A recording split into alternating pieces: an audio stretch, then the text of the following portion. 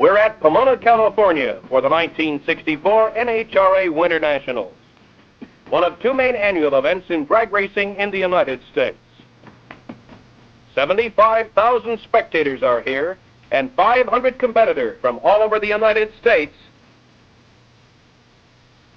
and Canada. All the top names in drag racing are here, plus a lot of novices who want to take a crack at the champions. Amateurs compete against professionals in drag racing, and the man with the best equipment, the most skill, and sometimes the most luck wins. He isn't necessarily always from the ranks of the established champions.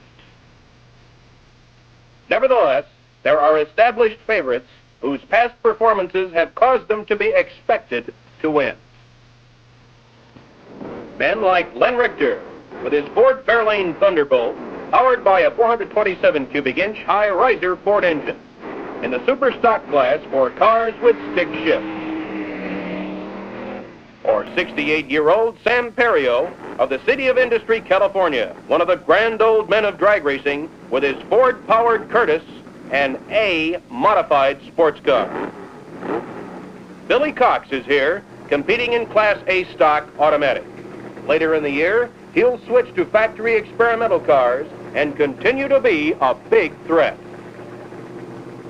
And Gas Rhonda is here to compete on his way to becoming World Point champion in stock cars in 1964. All the hoopla and ballyhoo of a state fair is in the air, plus all the excitement of motorsports.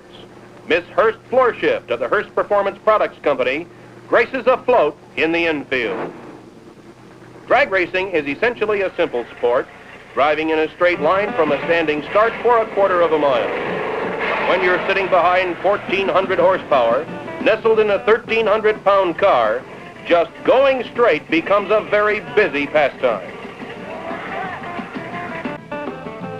Now we're in the staging area, where the cars get in line for their runs. Ronnie Sox moves up to the line.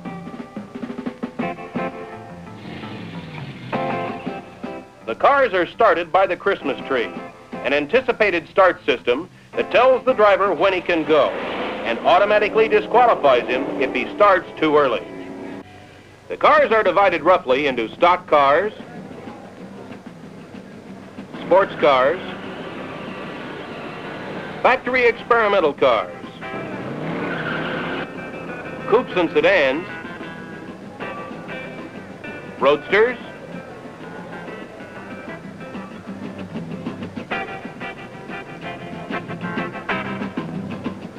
and the out-and-out dragsters, sometimes called slingshots or rails.